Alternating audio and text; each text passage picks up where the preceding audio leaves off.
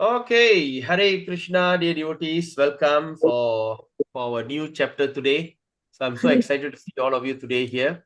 And today is 3rd August. Wow, so fast the month of August 2026, Monday morning. We have gathered here to continue our nectarian discussion on Srimad Bhagavatam. And today we are going to start a brand new chapter, chapter 9. Chapter 9 of Srimad Bhagavatam is going to be very interesting. The passing away of Bhishma in the presence of Lord Krishna. There are a lot of things that we're going to learn in this chapter. So before that, let's call upon Satya Narayan Prabhu to express his gratitude for today. You can unmute yourself, Prabhu.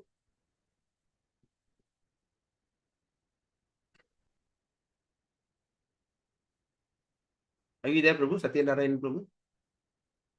Unmute. Okay.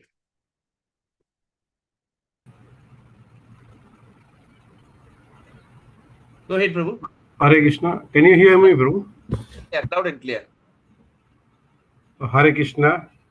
All glories to Srila Prabhupada. All glories to Guru Maharaj. All glories to all the Vaishnavas who are gathered in the new Naimsaranya forest. And all glories to Patita Dharana Jagannath Das Prabhu. So, actually, I never prepared anything, but anyhow, every day is we have to, once you wake up in the morning, we have to say our gratitude to the Krishna by giving me a chance to participate and showing me the way how I can get a knowledge about Krishna, and especially in this group. And reading Srimad Bhagavatam is really enthusiastic by the guidance of Patita Tarana Prabhu, and he was showing a lot of ways, guidance, and day by day, I'm getting inspired to do more devotional service, more service to the Vaishnavas, and especially to be sometimes is a selfish also to upgrade myself. You know, most of the time I'm checking myself, uh, and by guidance of Guru Prabhu, I can check every day, like journalism, all every single things Prabhu was saying that it's a guidance for us, and especially the devotees association here. It's wonderful, and the way they are asking questions is really giving inspiration. And I'm every day waiting for the class to see the next. Every day I'm progressing. I think every day progressing. Not I'm thinking I'm actually progressing. I can check, and then so I continuously expect Prabhu's guidance and all the Vaishnava here to guidance, and the senior devotees are here, and we are exchanging a lot of knowledge through them. So I'm very grateful, Prabhu. Thank you very much. I'm looking for more knowledge from this group, and then we will be expecting participation more courses. Prabhu will be introducing next to progress our spiritual life. Thank you very much, Prabhu, for being a guidance to all of us. Thank you. Hare Krishna. Thank you. Thank you so much, Prabhu, for allowing me to serve you. I'm your servant to everyone. So I'm so grateful to my spiritual master, His Holiness Jayapataka Swami Guru Maharaj, for blessing me, to encourage me to do this. And also Srila Prabhupada and entire Guru Parampara. All glories goes to them. Any good things belongs to them. Any fault belongs to me solely. Hare Krishna. So tomorrow, who will be like expressing gratitude? We can decide now itself. Today is Monday, Tuesday, Wednesday, Thursday, Friday. 4 days. Come on, come forward. Yes, Namaras Chaitanya. So you're going to do tomorrow? Yes, Prabhu. All right. Okay, Tuesday is Namaras. Wednesday? Wednesday? Can we ask? I will do, Prabhu. Who's that? Okay, Saravanan Prabhu. Okay. Wednesday. Thursday?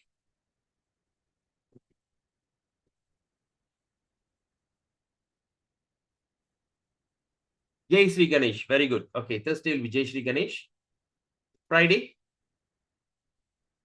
So we don't need to think about who to call next. Friday? Who like to do ready on Friday? Come on. Guru Mataji? Or Nagarajan Prabhu, you unmute yourself. You want to speak on Friday? Thank you, Prabhu. Yeah, Friday, eh? Ken, Prabhu. Okay. So Tuesday will be just now who? Tuesday will be who was the person just now? Namaras. Okay. Namaras. Wednesday will be Saravanan Prabhu. Thursday just now was by Jay Ganesh. And Friday will be Nagarajan Prabhu. Okay. So this week we have already filled up. All right. So let's start our session today. Such a beautiful day, and it's going to be a very interesting topic. So before we do that, let's do invocation. Om Ajnanatirandasya Jnananjana Shalakaya Chakshurunmetam Yena Tasmai Sri Guruve Namaha Sri Chaitanya Manobhistam Stapidam Yena Bhutale Swayam Rupa Karamayam Narati Swaparantikam Vandeham Sri Guru Sri Tapar Kamalam Sri Gurun Vaishnavam Cha Sri Rupam Sagrajadam Shahagana Raghunathan Vidam Tam Sijivam Sarkaita Savaduta Parijana Saitam Krishna Chaitanya Devam Sri Radha Krishna Padan Sahagana Lalita Shri Vishakan Vidam Cha Namo Om Vishnu Padaya Krishna Prishtaya Bhutale Srimadi Bhakti Vedanta Swami Tilamine Namaste Saraswati Devi Gauravani Pracharini Nirvishesha Shunyavadi Pasachari Starini Namo Om Vishnu Padaya Krishna Prishtaya Bhutale Srimadi Bhakti Siddhanta Saraswati Tilamine Shri Varshabhanavi Devi Daitai Kripavdai Krishna Sambandha Vikrana Daine Prabhuve Namaha Madhuryo Jala Premadya Shri Rupanuga Bhaktira Shri Gaura Karuna Shakti Vigrahaya Namastute Namaste Gauravani Shri Murtai Dina Tarini Rupanuga Viruda Pasidanta Harini Nama Gaura Kishoraya Sakshar Vairagya Murtai Vipralambra Sampode Padam Pujaiti Nama Namo Bhakti Vinodaya Sachidanandanamini Gaura Shakti Srupai Rupanuga Vraite Gaura Virbhava Bhumesto Nidasa Sajana Priya Vaishnava Sarubhama Sri Jagannath Aite Namaha Pancha Kalpatarubhyascha Kripa Sindhubevacha Paditanam Pavini Vaishnavi Vayo Namo Nama Om Mahavadanyaya Krishna Prema Pradaite Krishnaya Krishna Chaitanya Namine Garatisi Namaha Panchatatvatmakam Krishnam Bhakta Rupa Surupakam Bhaktavadaram Bhaktakim Namami Bhakta Shaktikam Hey Krishna Karuna Sindhu Dinabandhu Jagatpade Gopesha Gopika Kantarada Kanta Namastate Tapta Kanchana Gaurangi Radhe Vrindavaneshwari Vrishabhanuste Devi Pranamami Hari Priye Jai Shri Krishna Chaitanya Prabhu Nityananda Shri Advaita Gadara Shri Shari Gaura Bhakta Vrinda Hare Krishna Krishna Krishna Hare Hare Hare Ram Ram Ram Hare Hare Hare Krishna Krishna Hare Hare Hare Ram Ram Hare Hare Krishna Krishna Hare Hare Hare Ram Ram Hare Hare Hare Krishna Krishna Hare Hare Ram Ram Hare Hare Mukam karoti vachalam pangum langayate girim yat kripa tamaham mande Shri Gurum Dinataranam Paramananda Madhavam Sri Chaitanya Ishwaram Om Namo Bhagavate Vasudevaya Om Namo Bhagavate Vasudevaya Om Namo Bhagavate Vasudevaya Janmadhyasya tanvayat itarascharte svabhijanasvarat tene brahma hridaya adikavaye muyanti yat suraya tejo vari mridangata vinimayo yatra trishargo marsha damna svina sada nirasta kuhakam satyam param dhimahi Narayanam namaskritya naram chaiva narottamam devim saraswati vyasam tato jayamudire Nasta prayesu abhadresu nityam bhagavata sevaya bhagavate uttama shloke bhaktir bhavati naishtiki Hari Nara Krishnaya Vasudevaya Devaki Nandanaya Chananda Gopa Kumaraya Govindaya Namo Namaha Namo Vishnu Padaya Krishna Jai Pataka Sol Pinavani Namacharya Pataya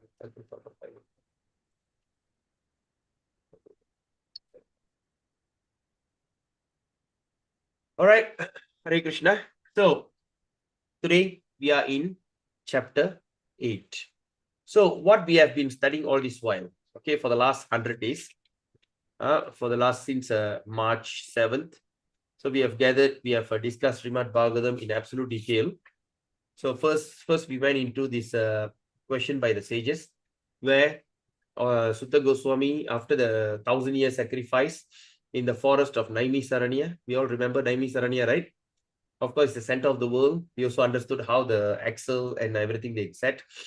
So, there they all gathered, and then they saw that Sutta Goswami there. Sutta Goswami is the one who have actually saw the first end incident between Maharaj Parikshit and Sukadev Goswami, and after that, why Maharaj Parikshit he died in a snake bite, Taraka snake and everything. So they saw the first end. So when the sages realized that Sutta Goswami was there, he was invited, given a very comfortable seat, and they asked question. And the head of all sages is called as Saunaka Rishi. He was asking question on behalf of all the sages, right? Then there first few things that we have read, the 3 division of Vedas, rasas, and everything. Then we went to chapter 2, divinity and divine service. Okay, and went into chapter 3, where Sutta Goswami explained about all the avatar of Krishna. Because before that, in the Naimisaranya, the Sukadev Goswami asked a question to Sutta Goswami. One of the few important questions he asked: please tell us something that you have understood. You heard, you assimilated, you understood. Please tell us through your experience, through your rasa, your sukriti. Then after that, he said that please tell us what happened, why Parikshit was killed, what actually the theme story happened. Then also asked about this and all that incarnation of Krishna, all the avatar, all the wonderful things from the day he created and everything. So in chapter 3, Sutta Goswami was explaining about all that incarnation from Brahma until the final is Kalki. All right. So there is we saw important verse after he explained all that avatar. Then eventually he said, Iti Chamsa Kalapumsa Krishnastu Bhagavan Swayam. Even the Krishna has taken all kind of external, what they call plenary portion incarnation, but still Krishna is the supreme personality of Godhead. So after seeing all that, then we also understood about Narada Muni during the month of Chaturmasya. So he was a son of a Sudrani, a maid in a ashram. And during that 4-month period, like now what we're having now, 4-month rainy season, all that Bhakti Vedantas, usually what they will do, they don't travel. So they all sit in one place. So when they all sat in one place and everything, then of course the mother was serving them, and the small boy is around 5 years old. He was listening to the conversation. And of course, he also justified, even though I was young, I was not mischievous.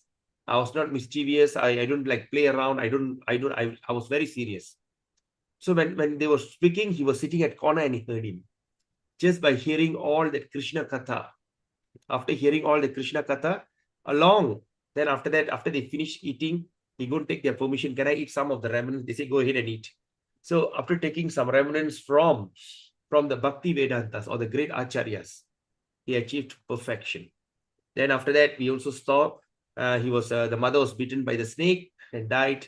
He took it as a blessing. He went to the north, traveled all valleys, mountains, towns, cities, mining, beautiful forest, everything. Then he found one very conducive place. He sat and meditate. When he started to sit and meditate, he heard he saw Krishna in a glimpse, just a glimpse. Now you see, now you don't. Just come like that, disappeared. Then after that, he was like so shaken. He said, no, I want to see that again. I want to see that again.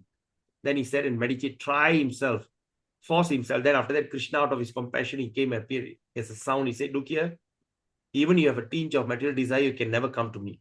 Then after that, he gave some very important instruction. After hearing all that instruction, Narada Muni became very happy. Immediately, he took up his japamala and started to chant. Then he started to travel and started to sing the glories and the pastimes of Krishna. So, and after that, in the split second, just like how the thunder and the sound, when you see a thunder, you don't know which came first, whether the light came first, the sound came first, or the thunder actually came first. That means a split second. In that split second, he gave up his material body. He immediately took the form of Narada. He achieved a spiritual body. So there's something that's very interesting. Like we know that the death is like how the 1,000 scorpions are biting at one time. Just one scorpion itself, when the thing strikes, is so painful. Imagine 1,000 scorpions. or that is only for karmis. But for a devotee, we understand from what we understand from this, it can be just a split second. Okay, it's just a split second, we change our body. So all these things. Then after that, he was telling why the story came up, because Vyasadeva was so upset. He said, I've done all these things. I've compiled the 4 Vedas, and the 5th Veda is Mahabharata. Still, I'm not feeling happy. Something has gone wrong. Because then the Narada Muni will come, and as a guru, spiritual master to Vyasadeva, we say, because you have not come straight to the point. You still beating around Dharma, Artha, Kama, Moksha. Dharma, Artha, Kama, Moksha is very important for a human being. That's why Krishna says in Bhagavad Gita, Dharma, Artha, Kama, Moksha, dovetail to me. You do your dharma, do your job, don't expect any result. If there's any result, offer it to me. If there's dharma, that means from that dharma you get some artha. You get money, property, offer it to me. All right? That's when you don't get entangled to your dharma. Then after that, artha, then kama. Then after that, whatever desire that you have. Okay? Everything you enjoy after that, I mean, we practice yukta vairagya. Do it on my behalf. The property that you stay, remember it's Krishna's property. The car that you drive, remember it's Krishna's car. The wife, the children, it's all Krishna's children. Yukta vairagya. You don't deny it, but you utilize it for Krishna's service. Right? Then after you can do all this, then the moksha is there. And now what is the moksha? After that, at last Krishna says in chapter 18 in Bhagavad Gita, what do you call? What is the verse?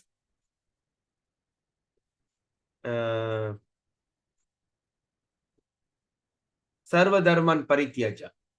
Give up all kind of dharma. At last, mam ekam sharanam vraja. Only surrender to me.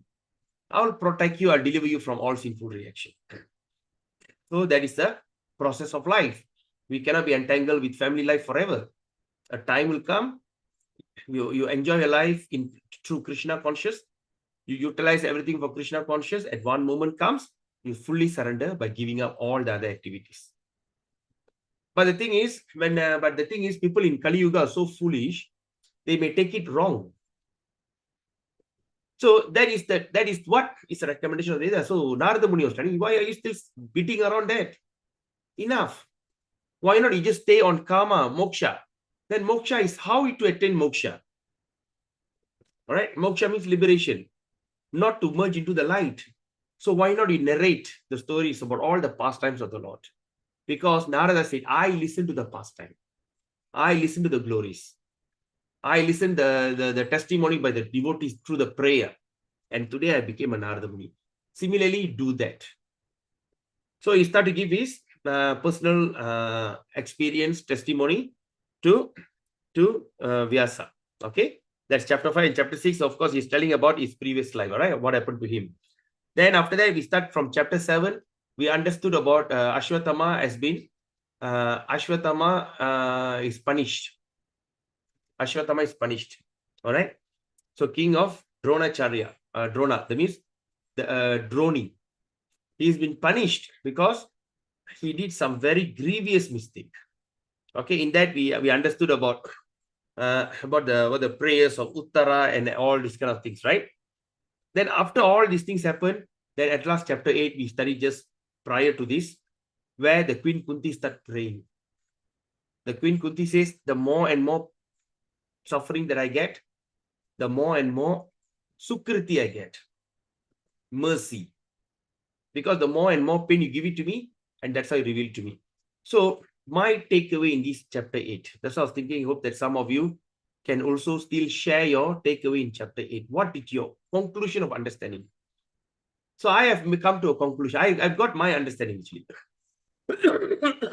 That is, even there's a pain, even there's a gain, even there's a suffering, even there's enjoyment, everything, the cost is Krishna. Krishna is the ultimate cause of your suffering.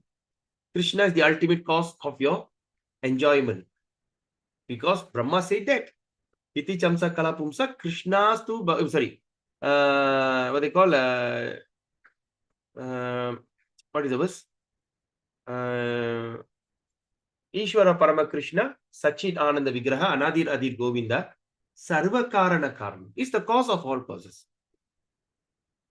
So I realized whenever I go through some kind of suffering, I know Krishna is trying to teach me something. I'll take it very enthusiastically. Because the more and more suffering that we get, the more and more Krishna is trying to teach us something. All right? He's trying to teach us something. So like that. So let's take whatever challenges that we have in Krishna as a Krishna. That's why gratitude is very important. The more and more you can be grateful of things happening to you, you can be freed from depression. Someone asked in the Facebook, in the YouTube chat box, why are you doing gratitude? The reason we are doing gratitude is to what? Is to realize the blessings. The pain that we are going through actually is not a pain at all. Actually, it's a blessing in disguise. So, I realize all the suffering that I went through as a businessman, losses, 7.8 million losses, a lot of challenges, frustration, betrayal, just name it. The emotion roller coaster I went through, because there's this Bhagavad Gita that also says, for an honorable man, dishonor is worse than death. Telling Arjuna, for an honorable man, you are an honorable man, and people make fun of you because you're scared and run away to the forest. Dishonor is worse than that. The thing was entered in my mind. I was living such an honorable life, rich and famous. After I lost everything, people so I thought of even suicidal. So all these kind of things happened to me. So all when now after understanding, I've studied this Bhagavatam. I think it's my 5th or 6th time we are studying. I'm studying along with you. But only now I understood the chapter 8. So I start to be very grateful to all those people who cheated me. I'm grateful to the one who betrayed me, my cousin who betrayed me. I'm so grateful to all that nonsense thing happened to me in my life. Because all that made me to who I am now. Because the life I'm living now, I feel very pleasurable. I feel very nice, very wonderful, very fulfilling. Only the financial part is not there. But I understand life is beautiful. There's so many things out there. And finance is only a little substance. Because as a conditioned soul, we are all conditioned, no money, no talk. And they say, money is not everything, but everything needs money. So this kind of nonsense things that I used to say, you need money for everything. Nothing is free in this world. But today, I realize money is only a substance. All right. Other than that, life is extremely beautiful as a devotee if we study Srimad Bhagavatam and we chant the holy name of Krishna. So I'm so grateful to all these personalities who have done this kind of horrible thing to me in life. That was my takeaway from chapter 8. So in chapter 8, we see, before that, we saw the prayers of Arjuna. Arjuna will be praying to Krishna, telling that there's some kind of bright yellow thing is coming. Someone have released a thunder, a big Brahmastra. Then Krishna protected. Then after that, second Brahmastra was released. Uttara prayed to Krishna. Right? Can you remember the thing? Pahi, Pahi, Krishna, something. Right? Then after Uttara's prayer, then after seeing all that, then the Kunti Devi, now she cannot take it, she started to pray. A beautiful prayer. So after seeing all this prayer, all these great personalities, how they pray to Krishna. So today, what we're going to see in chapter 8, how wonderful that Bhishma Dev is giving up the body. So this is very important, Prabhus and Mothers. Chapter 8 is the chapter that's going to teach us the art of dying. When the final moment comes to us, we should remember the passing of Bhishma. Chapter 9, Prabhu. Sorry, chapter 9. Chapter 9. Sorry, chapter 9. So in chapter 9, we're going to... So this is something very important lesson that we're going to learn today. How a person should be composed, because there's no way you can't reverse the thing. You cannot reverse the thing. It's going to happen. But how we should keep our consciousness straight. So it takes a lifetime of learning so that we can do the final exam. In the final exam of life, there is only one question. All right? If sometimes you go for exam, they got 10 question, 100 question, 20 question. But the final moment of life, there's only one question need to be answered. Are you Krishna conscious or not? That's it. Yes or no. There's no yes, no. There's no yes, but no. No, but yes. If you are Krishna conscious, you straight away go. You leave everything, break away all, because when you study about universal, I think Canto 2, you'll be really shaken to hear that. Actually, where do we actually live? The layers, the 7 layers, 8 layers, right? Earth, water, ether, fire. Then after that, we see your mind, intelligence. The last layer is ego. Very hard to break that. Controlled by Kala Bhairava. Very hard to break. Only by the mercy of the Lord, only by the mercy of the spiritual master, you can break that final layer. And it's not a joke. It's very scary. Right? So, that's the thing. So, that's only 2 things. All right. So, now we're going to learn the first-hand experience of what Bhishma Dev is going to, because Bhishma Dev is one of the Mahajan. He's one of the authority in devotional service. There is 7 authorities, right? Can you remember? Who are the authorities? Anyone knows the authorities? The Mahajana. Yes, Mahajana. Who are they? Brahma, Number 1 is Brahma. Shiva, Number 2, Lord Shiva. the Number 3, Kumaras, the 4 Kumaras. Number 4, Narada, Narada Muni. Yes. Number 5, Yamaraj, Yamaraj. Okay. Number 6, Kapila. Kapila Dev. Number 7, What is about that?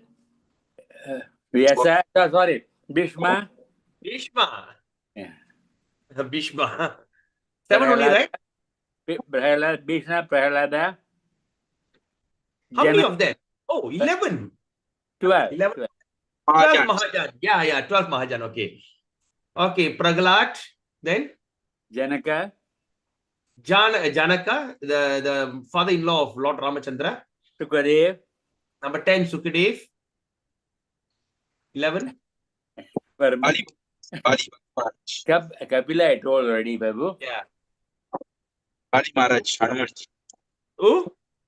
Bali Maharaj. Bali Maharaj. Bali Yeah, Maharaj. Bali Maharaj. Correct, Babu. Number 12, last one. Hanuman. Sukadev Goswami. Sukadev is ready. Oh, yes. Hanuman. Yeah. Janaka. Oh, I counted wrongly. All right. So anyway, so these are the 12 Mahajans, the 12 authority. The 12, I think Vyasadev, right? I think you mentioned Vyasadev, right? Yeah. Oh, I didn't, Prabhu. I only said Sukadev. Vyasadev is also part of the 12, right? Namaras? Yes, Prabhu. Yes. Okay, if you add Vyasadev is 12. So these are the 12 Mahajans. So now we have already heard from the first Mahajan, Narada Muni. Now we are coming to the second Mahajan, Bhishma Dev. All right. So with that meditation, we're going to study from all the 12 Mahajans. All the 12 Mahajans' teachings is mentioned in Srimad Bhagavatam. After you complete the 12 Mahajan, that's when you walk into the Canto 10, the Samam Bonam of Srimad Bhagavatam. Right? So with that meditation, so I also would like to welcome Radhika Charan Mataji. All right, coming for the first time. And, Hare Krishna, Prabhu. Hare Krishna. where are you from, Mataji? I am from KL, Prabhu. Ananda Sundari Mataji give me this. Wow, very nice. Link. Are you in the group, WhatsApp group? No, Prabhu. Today only Mataji give me the link. Ah, okay. So please join the group discussion Yes, we have. Prabhu. Please, yeah. Right, welcome. So happy to see you. And also Krishna Rubini Tyagarajan. So very good, you are here. Okay, now, let me start. Hare Krishna, Prabhu. Hare Krishna. So happy to see you today.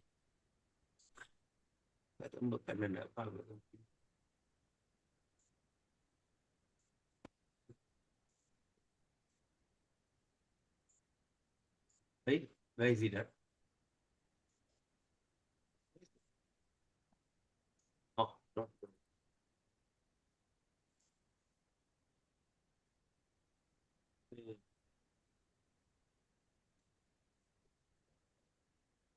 Okay, so we're going to start.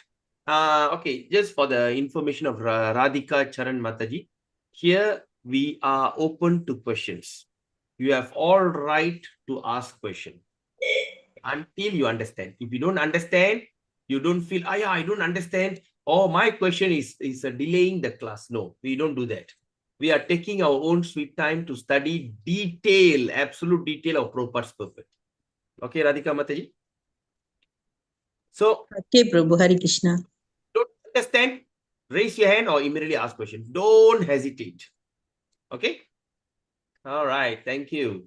Okay, so now we're going to start chapter 9 by the mercy of Srila Prabhupada, Gurudev, and also all the previous Acharyas, all Vaishnava, okay, Purva Acharya. So we pray that all the Acharyas from our spiritual master and to all that Acharyas of Gaudiya Vaishnava under the Vaishnava tree. So to bless us abundantly so that we can study and understand the mood of Bhishma Dev as exactly as how Prabhupada expressed. What are the things we should know in this chapter 9? I pray to Lord Bhishma Dev and also to Krishna so that the message, the mystery, will be revealed to us. What are the key points that we should understand? We pray we get revealed to us so that we can relish, understand, and apply the chapter 9 to our life. Text 1. Sutta Uvacha Iti Vita Prajadrohat Sarva Dharma Vivitsaya Tato Vinashanam Pragat Yatra Deva Vrato Patat. Okay, please mute. Okay. So, Yato Patat. All right, that's OR. All right, here is OR, we know. So, Deva Vrato Patat. Sutta Uvacha Iti Bita Prajadrohat Sarva Dharma Vivitsaya Tato Vinashanam Pragat Yatra Deva Vrato Patat Iti Bita Prajadrohat Sarva Dharma Vivitsaya Tata Vinashanam Pragat Yatra Deva Vrato Patat. Yes, anybody would like to say? Recite? I can try, Prabhu. Yes, go ahead. Sutta Uvacha. Iti Pita Praja Drohat Sarvadharma Vivitsaya Tado Vinashanang Pragat Yatra Deva Rado Patat. Nice. Patat. All right. Hare Krishna, Prabhu. Try. I give a try, Prabhu. Hare Krishna, Prabhu. Yes, Goklesh Prabhu, go ahead first. Yeah. Hare Krishna. Sutta uvacha iti bita praja drohat sarva dharma vivitsaya tato vinasanam pragat yatra deva vrato patat. Yes, nice. Thank you, Prabhu. Very nice. Satyanarayan Prabhu. Sutta Uvacha Iti Bita Prajadrohat Sarvadharma Vivitsaya Tato Vinashanam Pragat Yatra Deva Rato Patat. Okay, this is Sarva Dharman Vivid Saya, not Saya, Saya. Sarvadharman Vivitsaya. Sarvadharma Vivitsaya. Tato Vinashanam, not Vinashanam, Vinashanam Pragat. Tato Vinashanam Pragat. Tato Vinashanam Pragat. Tato Vinashanam Pragat. Yes. Pragat. Pragat varade. So you lose the raga will run. So tato vinashanam pragat. Tato Vinashanam Pragat. Pragat. Okay, nice. Thank you. Vaishnava Kripa Prabhu.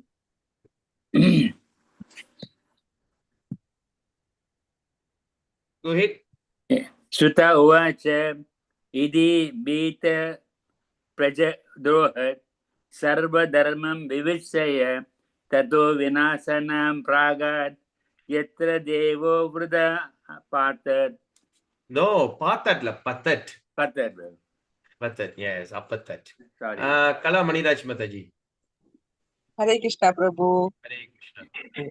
Sudha Uvacha Iti Pita Praja Drohat Sarva Dharma Vivitsaya Tado Vinasanam Pragat Yatra Devrato Padat.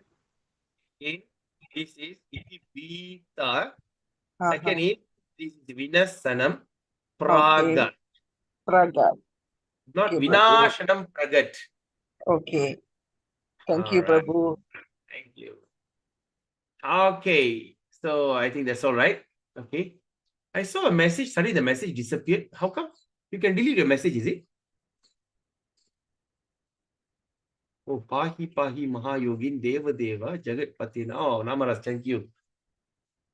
That's why I saw a message and suddenly the message disappeared. Anyway.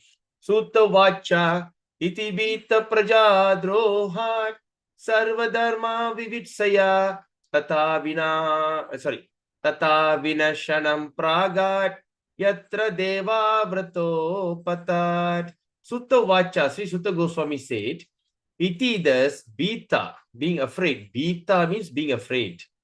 Praja Drohat, the killing subject. Praja Drohat, because of the killing subject. Sarva, all.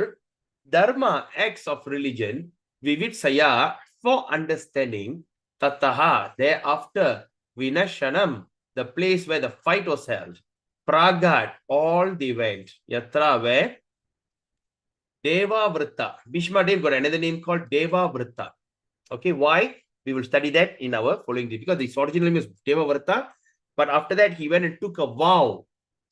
Right? Bhishma means what? The name, the meaning of Bhishma means terrible vow. Right? He have taken a vow of not getting married. So his real name is Deva Vritta. Then after he took a vow, he was called as Bhishma. Right? Apatat, lay down for passing. Translation, please. Hare Krishna Prabhu. Hare Krishna. Translation Prabhu. Sutta Goswami said, being afraid for having killed so many subjects on the battlefield of Kurukshetra, Maharaja Yudhishthira went to the scene of the massacre. There Bhishma Deva was lying on a bed of arrows about to pass away. Hare Krishna Prabhu. Yes, thank you, Prabhu. So now Sutta Goswami. Right? His name is Sutta, Prabhu, not Sutta. Suda Goswami said, being afraid of having killed so many subjects in the battle of Kurukshetra, and Maharaj Yudhishthira went to the scene of the massacre. Scene of the massacre means the war zone. He went there. He saw the scene of massacre means he saw so many people dead, and everything. And there he saw Bhishma Dev was lying on the bed of arrow, about to pass away. Because Bhishma Dev, he got a vow. So that means he's not lying on the ground. So the arrow shoot him so much, he was on the bed of arrow. The arrow pierced his back and he was lying down there, full of arrow. That means not on the ground. Imagine the amount of pain he has gone through. All right. So let's look at this. What Prabhupada is explaining. Always we understand, right, in our learning, the first phrase of Prabhupada, it is the actual intention of the purport. So now Prabhupada writes, in this 9th chapter, it is willed by Lord Krishna. Willed by Lord Krishna, what we understand? That means this is what Krishna wanted. What he wanted? So that Bhishma Deva will impart instruction to King Yudhishthira. So King Bhishma Dev will give instruction to Yudhishthira, because Yudhishthira now is a king. So the grandfather will be advising, now what you should do, how you should work, how you should take care, how you should treat your subject. So that is the will of Krishna. Krishna wanted that to happen. It's the will of Krishna that Bhishma Dev will take instruction. Sorry, Yudhishthira will take instruction. And here the word impart. Impart means what? There is a lot of detailed instruction we will be learning. And instruction of what? On the occupational duties. As a Kshatriya, what you should become. So now this is the idea in chapter 9. Because you know why? Because Prabhupada writes here, in this chapter 9. If he says in this verse, we are understanding the verse. But in this chapter 9, this is what we are supposed to understand in this chapter. So that means everything is by the will of Krishna. And that's what he wanted is that Bhishma Deva will impart instruction to King Yudhishthira on the subject of occupational duties. So we're going to study about occupational duties in detail in this chapter. Then Prabhupada also said what? Bhishma Deva will also offer his last prayer. We also going to understand from here that Bhishma Deva is also going to offer his final prayer. Right? His last prayer. Offer last prayer to the Lord on the verge of passing away. When he was about to die, he going to pray, offer his last prayer to the Lord from this mortal world. And by that, he's going to get liberated from the bondage of further material entanglement. So we understand.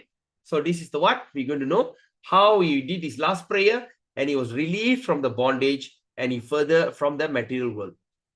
So Bhishma Deva is what? Is endowed. Endowed means what? He was given or he was blessed. All right, he's blessed with the power of leaving his material body at will. Can you imagine? He can die whenever he feel like it. Okay, no one can kill him. So he can choose his death. It's one of that austerity, the benefit that he got that says that he can choose the time of death. Okay, so he got the power of leaving the body at the will. So he's lying down on the bed of arrow was his own choice. So that means after being pierced by the arrow and he didn't die because he doesn't want to die now.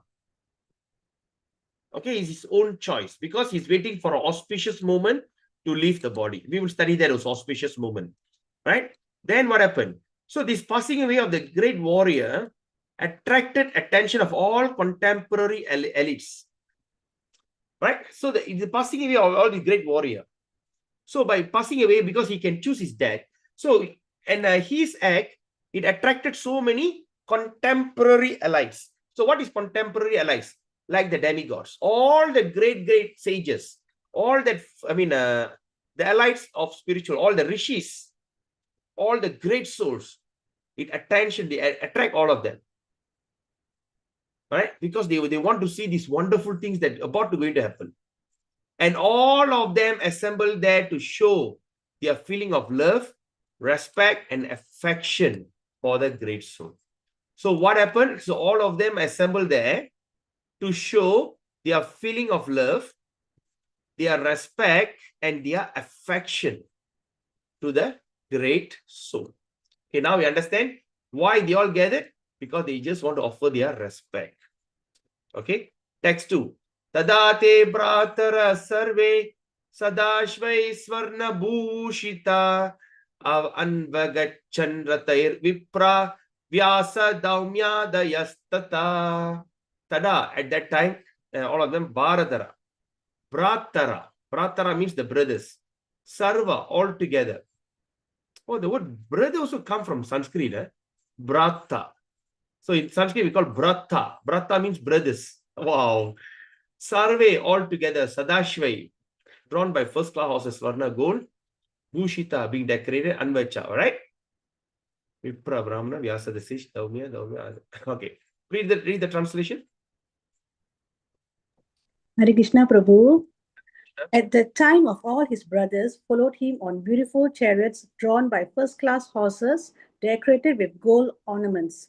With them were Vyasa and rishis like Daumya, the learned priest of the Pandavas and others. Hare Krishna. Yeah, Hare Krishna. So at that time, all his brothers, whose brother? The brother of Yudhishthira. They all followed him on a beautiful chariot. So all the brothers along with the king and drawn by the first class horse. And they all decorated with golden ornaments. So that means what? So those days, even the horses are decorated with gold ornaments. All right. So how they all went to see Bhishma. a man about to die. They dressed up so well. They dressed up so nicely. So what we can understand from these Prabhus and mothers? What are the takeaway or understanding that you can have it here? So what is mean? Whenever you want to go and visit a sickly relative, anyone who are not well, sick, when they are about to leave the body or whatever, please be fully dressed in Vaishnava culture, Vaishnava this thing. Make sure you have a big tilak on your forehead. Make sure you have a kanti mala on your neck. Dress in a Vaishnava attire. Who knows? The person who are about to leave the body, when they look at you, they immediately can remember Krishna. It is very important, because I just thought suddenly the thing strike me. It is very important to make people Krishna conscious. So now you can ask, but why did these Pandavas dressed in that? They all dressed in so much of royal opulent. They all dressed in such a royal opulent. Why? Why is that so? We will study later. We will study that as we go on in this chapter. Why they dressed up in such a opulent way. So similarly, when we are going, right, when we are going and visiting all our sick relatives and everything, we must be dressed well as Vaishnava, with especially a big tilak. So when they look at you, they can immediately remember Krishna. Okay, now coming to the story. So when they are going on the first class horse, okay, and they didn't go alone. They also with them, they were Vyasadev, rishis like Daumya. Daumya, who is Daumya? The learned priest of Pandavas, the family priest, and others. Others means who? The Kunti and all the ladies and all the entire royal entourage all went to see the final moment of Bhishma Deva. Okay, now let's look at text. This is no purpose. Text 3. Bhagavan api viprarshe ratena sa Dhananjaya satair vyaro chata nirpa kubera iva guyakai. What is Bhagavan? Okay, we understand what is Bhagavan. Api viprarashe. Okay. Now, Bhagavan, the personality of Godhead, Api also viprarashe, the sage among the Brahmanas, Ratena Radam in the chariot, Sa Dhananjaya, with Dhananjaya. You know Dhananjaya means Arjuna, right? In Bhagavad Gita so many times. By them, Vyaro Chata appeared to be highly aristocratic. Nirpa, the king Yudhishthira, Kubera, the treasure demigods, Guyakai, companion known as Guyaka. All right. Please read the translation.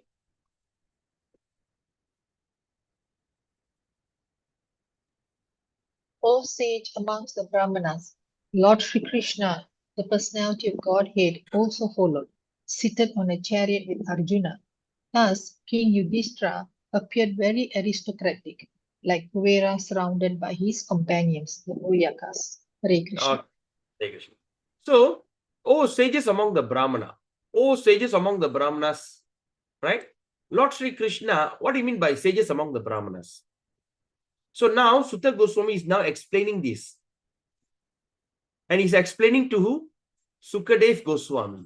So when we understand, oh sages of the Brahmana, that means Sukadev is addressing Sukadev Goswami, what they call the Saunaka Rishi and all the sages in Naimisaranya.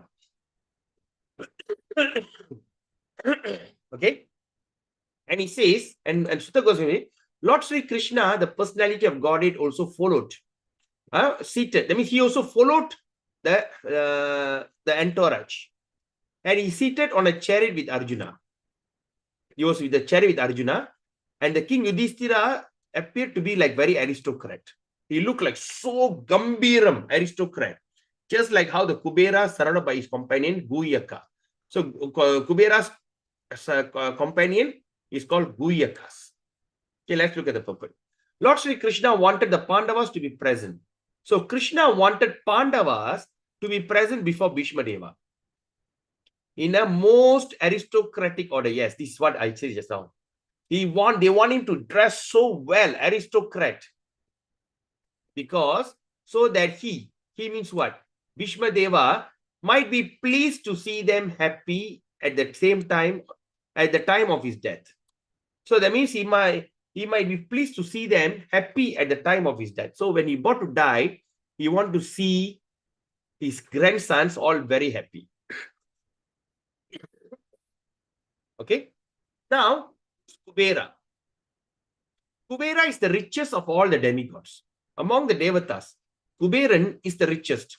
And herein, King Yudhishthira appeared just like him.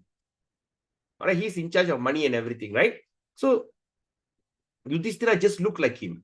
For the procession along Sri Krishna was quite appropriate to the royalty of King Yudhishthira. Okay. Now, let's look at the text for Drishva Nipatitam Bhumau Divaschuttam Iva Maram Pranemo Pandava Bhishmang Sanuga Saha Chakrina. Okay. Dristva, this seeing Nipatitam lying down, Bhumau on the ground, Diva from the sky, Chuttam fallen, Chuttam, Iva like Smaram, Amaram, demigod, Pranemu, bowed down, Pandava, the sons of Pandu, Bhishmam, unto the Bhishma, Sa Anuga, with the younger brothers, Saha also with Chakrina, the Lord carrying the disc. Translation, please. Hare Krishna. Seeing him, Bhishma, lying on the ground like a demigod fallen from the sky, the Pandava king Yudhishthira, along with his younger brothers, and Lord Krishna bowed down before him. Hare Krishna. Okay, seeing him, Bhishma. So Bhishma looks like he's lying on the ground, just like the demigod fallen from the sky. I mean, he looks so Gambiram. The Pandava king Yudhishthira, along with his younger brother and Lord Krishna, bowed down before him. Bow down means they offered their respect. All right. The purport. Lord Krishna was also a younger cousin of Maharaj Yudhishthira. Okay, we have understood that, right? Younger cousin of Maharaj Yudhishthira. Okay. Krishna is, Yudhishthira's mother is Atta to Lord Krishna. That means Krishna's father's sister. So he is also younger to Yudhishthira, as well as his intimate friend of Arjuna. Arjuna and Krishna, lebih kurang same age. But all the family members of the Pandavas knew Lord Krishna the Supreme. But they all know that Lord Krishna is the Supreme Personality. Although conscious of his supreme position, even though they understood that of his Krishna is a Supreme Lord, but they also behave in a humanly custom. Even they know that he is a Supreme Personality, but the way they also behave just like in a human way of custom. And so what happened? He bowed down before the dying Bhishma Dev. Bow down means he's paying obeisances. He bowed down before the dying Bhishma Dev, as if he were one of the younger brother of King Yudhishthira. Okay, you all got this idea? Any question? All right. Text 5. Tatra brahmarshaya sarve devarshayascha satama raja rashaya cha tatrasan trashtum bharata pungavam. Translation. Just to see the chief of the descendants of King Bharata, Bhishma, all the great souls in the universe, namely the rishis amongst the demigods, brahmanas and kings, all situated in the quality of goodness, were assembled there. Hare Krishna. Yes. Just to see the chief of the descendant of King Bharata. Descendant of the King Bharata.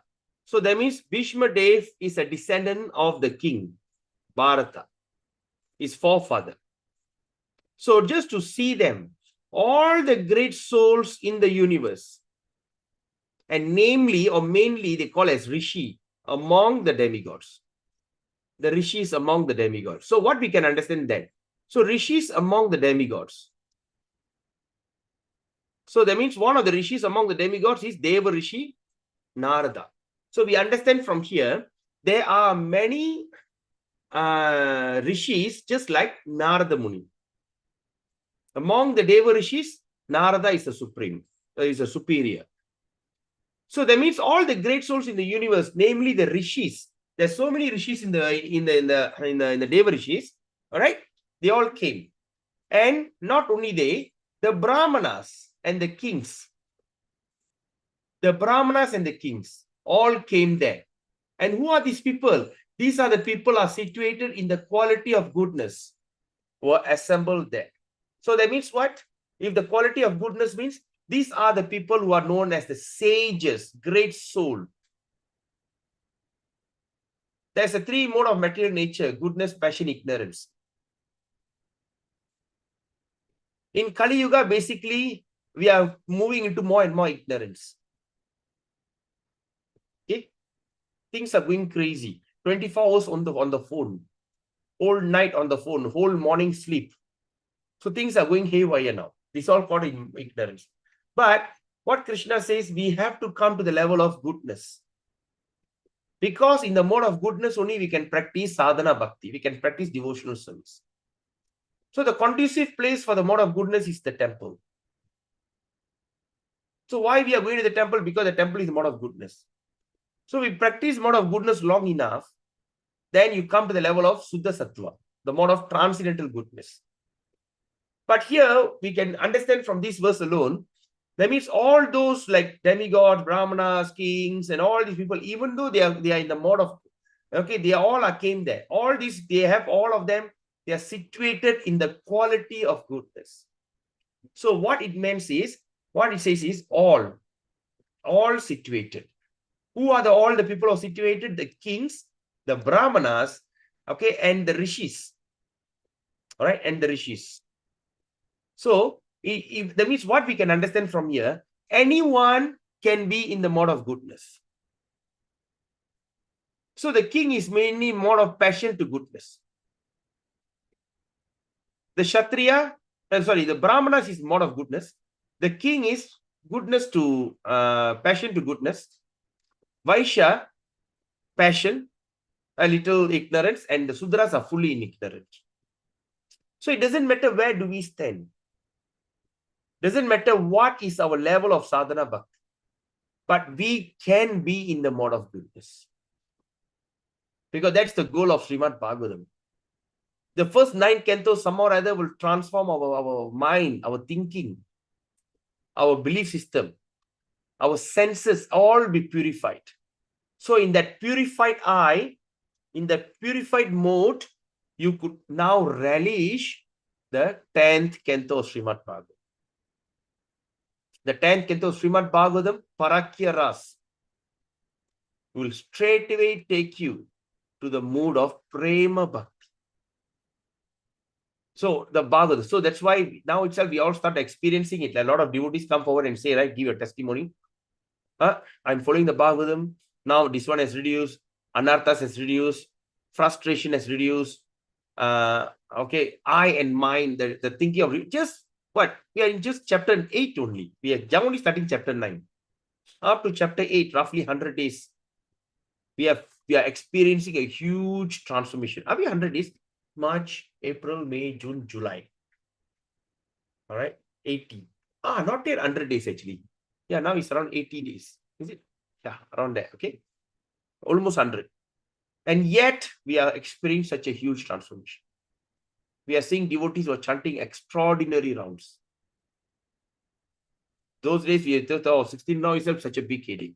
But now we have devotees who are chanting 60 rounds, 32 rounds, 64 rounds, even 100 rounds, 108 rounds daily. Daily. Because we start to understand everything has to be granted by Krishna. If we study Srimad Bhagavatam, it shows that we want Krishna very badly. So when we want Krishna very badly, Krishna also wants us very badly. Can he start to remove all obstacles? We also got that testimony, and also we understand that we are, those devotees who are, okay, the devotees who are practicing or studying Bhagavatam, all that kind of challenges is removed. Medical, bodily challenges, psychiatric, mental challenges, frustration, depression, all start flying away. They start to feel very alert and clear. Why? Srimad Bhagavatam is that thing. When we want to take shelter of Srimad Bhagavatam, Krishna wanted us to do that very badly. He makes sure that you don't go have any kind of things that can trouble your mind. so that you can concentrate solely in Srimad Bhagavatam. And while we are studying Srimad Bhagavatam, eventually we'll come to the level of goodness. So we maintain the goodness long enough until the Canto 9. Then once you go to Canto 10, it's totally entire new kind of ball game. All that to give us enthusiasm, to give us excitement, to trigger our uncontrolled desire, our what do you call burning desire. Yes, I want that. I want that prema. So Krishna introduced that because we also studied before. The reason he came to Goloka, this thing, just to attract all the sincere souls. To show exactly what he do in Goloka Vrindavan, he came to Gokula and showed exactly the same. In Nectar of Instruction, we studied. Rupa Goswami said, the Gokula Vrindavan, the Vrindavan in India, that place is even more auspicious than any Vaikuntha planet in spiritual sky. Wow! Can you imagine? You are comparing spiritual sky, Vaikuntha planet, and this place Braj in India, it is so auspicious, even better than Vaikuntha planet. Wow! Because Krishna personally came and showed his pastime. So that if we can get attracted, Krishna have given a lot of choice. What do you want? Simply pick. You are just entering into a supermarket, and that supermarket is full of all the latest and very expensive, very rare gift is there. You can't afford to buy. Even you can be the richest man in the world. Even Kubera can't exchange his property just to take even a drop of dust from this supermarket. It's so advanced. And now Krishna sent you into the supermarket and says, take whatever you want. But the condition, only one item. Anything you take is priceless. Even Lord Indra says, can you take over my position in heaven? You become the king. You give me that, I want. Also, you can't do that. Kubera can bring all the property, all the asset, that everything in the universe he come and throw. He can't even take a pebble from this store. And this store, there is many layers. What do you want? Anything that you take, you are not wrong, and you will be never born again. You will never regret. And it gives you so much of pleasure. In that place, you go and choose where do you want to go. In that supermarket of place. Or like a property fair. That's, when you go for a property fair, they say we are building a house here, we're building a house there. And when you go there and says which place you want, just take. You go wherever you want, but only one place. So he showed us like lot of Vaikuntha planet according to our Ishtadeva. Okay, what is your this thing, na? What is your right? Just give me a second. Na? Right, okay. So what is your attraction? Which devatas are you attracted to? Go ahead and take it. But here, and we all have our preference. The Gaudiya Vaishnavas, the ultimate goal is to go to Vrindavan. But of course, Vrindavan also got three different places. So what is your mood? Are you a friend of Krishna? Are you a lover of Krishna? Are you a parent of Krishna? Just choose whatever you want. All right. Of course, this is this all will be revealed as we go on. So so now that's what Srimad Bhagavatam is all about. But here we see all the people who are situated like the Brahmanas, king, and the rishis, all in the mode of quality, goodness. All the great people, they all assembled there. All right? The purport. The rishis are those who have attained perfection by spiritual achievement. Okay? The rishis means what? Who have attained perfection by spiritual achievement. And they have achieved perfection. Such spiritual achievement can be earned by all. Can be earned by all, Prabhupada says. Whether one is a king or a mendicant. Bhishma Deva himself was one of this Brahma Rishi and the chief of the descendant of King Bharat. All rishis are situated in the quality of goodness. All the rishis are situated in the quality of goodness. All of them assembled there on hearing of news of the great warrior impending death. Okay, great warrior who about to leave the body. All right. So, any questions so far? All good? So this is just an introduction. All right? Okay, now is 10:35. The text 6 and 7, it has at least 1, 2, 3, 4, 5, 6 pages. 6 pages purport. It has lot of deep meaning. Kaushika and all the people who are gathered there. Okay. So it may take around, say, half an hour to discuss the 6 and 7. Shall we go for it, or you want to make it tomorrow? What is your choice? Go for it, Prabhu. Go for it, huh? All right. So go for it means, okay, now it's 10:30. Okay, just say now we take a break, 2 minutes.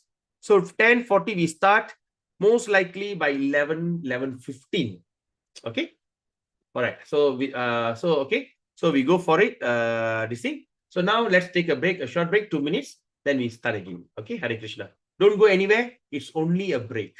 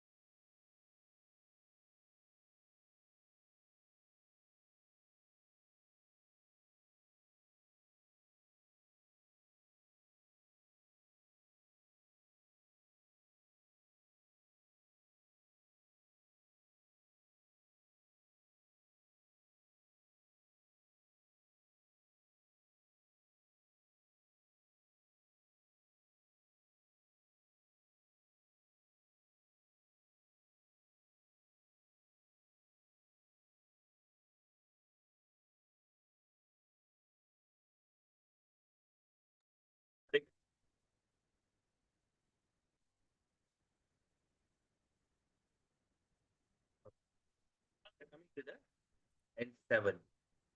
All right. So now, here in this verse, what we're going to learn here is who are the people who have gathered here. Okay. The personalities who have gathered here. Parvato, Narado, Daumyo, Bhagavan Badarayana, Brahadashvo, Bharadvaja, Sashishyo, Renuka, Sutta, Vashishta, Indra, Pramadas, Trito, Grisamadosita, Kakshivan, Gautamo, Trischa, Kaushikota, Sudarshana. All right, the person who have gathered here, Parvata Muni, Narada Muni, Daumya, Bhagavan, incarnation of Godhead, Badarayana, Vyasadev. All right, incarnation of Godhead, Vyasadev, right? Okay. Then Bharadvasha. So Brahadvasha, Bharadvaja. Okay, there's some Brahmins, they have that Bharadvaj Potra. All right, it's a rishi. Sa Shishya, along with their disciple, Renuka Sutta. Renuka Sutta means the son of Renuka. All right, Parashuram. Okay, we also study a very interesting life of Parashuram, the son of Renuka. Vashishta, Indra Pramada, Trita, Gritsamada, Asita, Kakshivan, Gautama, Atri, Kaushika. All right, here we have a Prabhu, Kaushika Das. All right, Kaushika.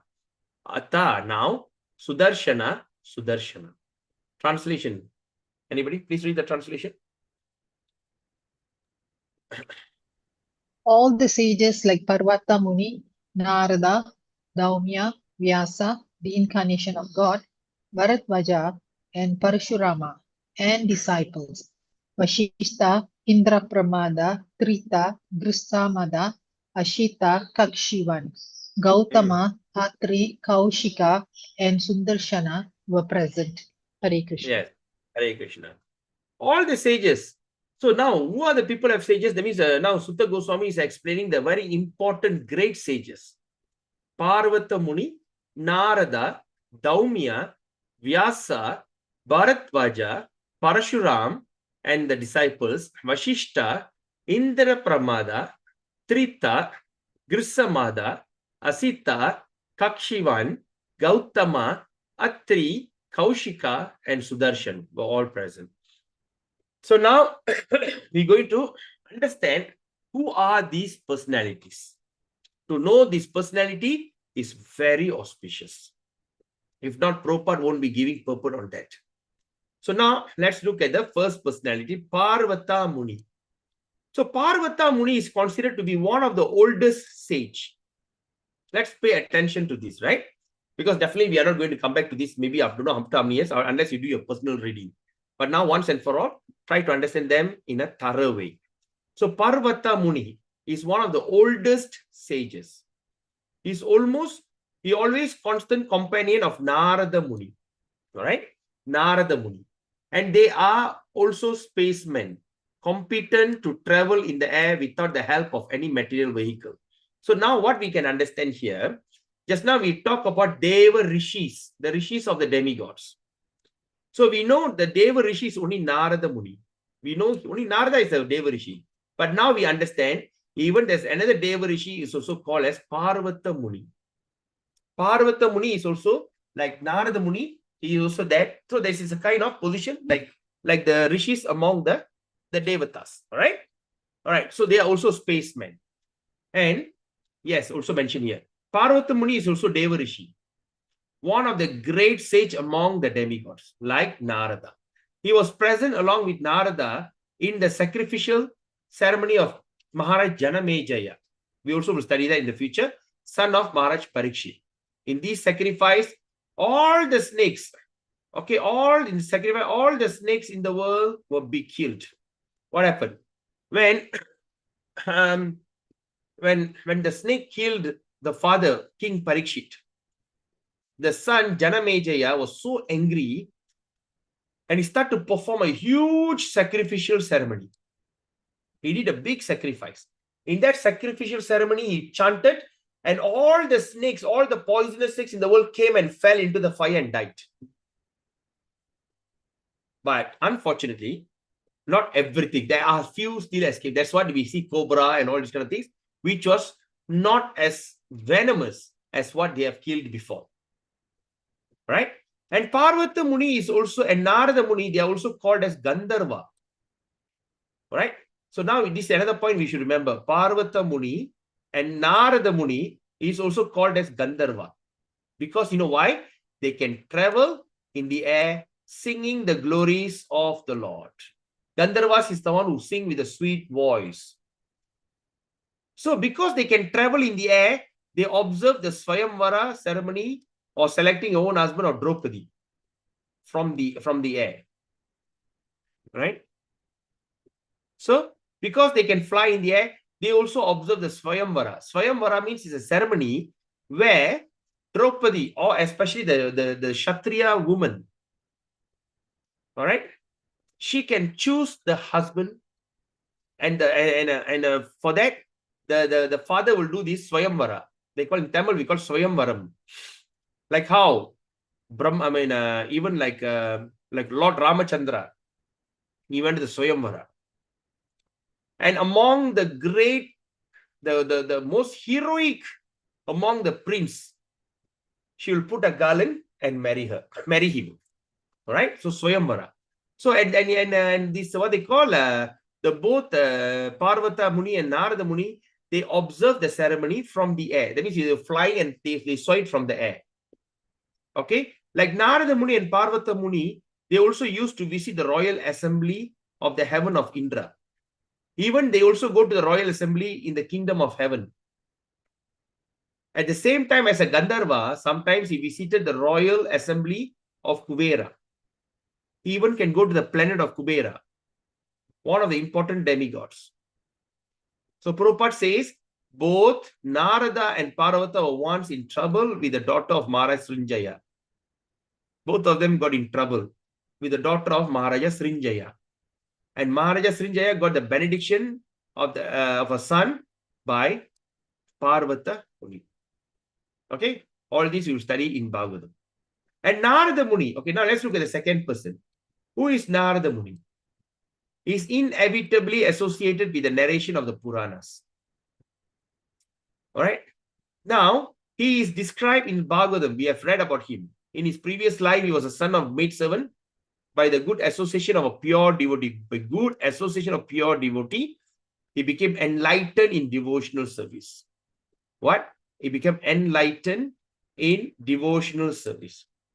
And in the next life, he became a perfect man, comparable with himself only. In Mahabharata, his name is mentioned in many places. Mahabharata. So many places his name is mentioned. He is the principal Deva Rishi. So this we study about Deva Rishi, or the Rishi among the demigods. But among them, the principal one is Narada Muni. That means he's the chief sage amongst the demigods. Okay? And who is he? He is the son and disciple of Brahmaji. And from him, disciplic succession in the line of Brahma has spread. So, he initiated Prahlad Maharaj. He is the guru to Prahlad Maharaj. He initiated Dhruva Maharaj and many celebrated devotees of the Lord. He initiated even Vyasadev, the author of the Vedic literature. Then, from Vyasadev came Madhvacharya. Madhvacharya was initiated. And thus, there's a sampradaya called Madhva Sampradaya have started. The sampradaya called the Madhva Sampradaya. In this Madhva Sampradaya, the Gaudiya Sampradaya is also included. So we are part of that Sampradaya. Okay? Some included, has spread to all over the universe. So Sri Chaitanya Mahaprabhu belonged to this Madhva Sampradaya. Therefore, Brahmaji, the Prabhupada says important point. So therefore, Brahmaji, Narada, Vyasa, down to Madhva, Chaitanya and Goswamis all belong to the same line of disciplic succession. and they are our forefathers. We are also in that line. So Narada instructed many kings. He instructed many kings from the time immemorial. So in the Bhagavatam, we can see that he instructed Prahlad Maharaj when he was in the womb of his mother. He instructed Vasudev, the father of Krishna, as well as Maharaj Yudhishthira. Okay, so Devarishi Narada, he plays a very important part. The next one is Daumya. Okay, now I want to ask you, my highlight is it too bright? Can you see? Is it too bright? Yeah, Prabhu. No, Prabhu, no. Can be seen, huh? Yes, All right, Prabhu. maybe I try to make it bigger. Still bigger so everyone can read. All right, okay. So now let's look at the next character, Daumya. Daumya, a great sage who's practiced severe penance. Okay, Daumya is a great sage and he performed a very severe penance. Severe penance means he sit and he did meditation and all this severe penance and place at the place called Utkochak Tirtha, a spiritual place called Utkochak Tirtha.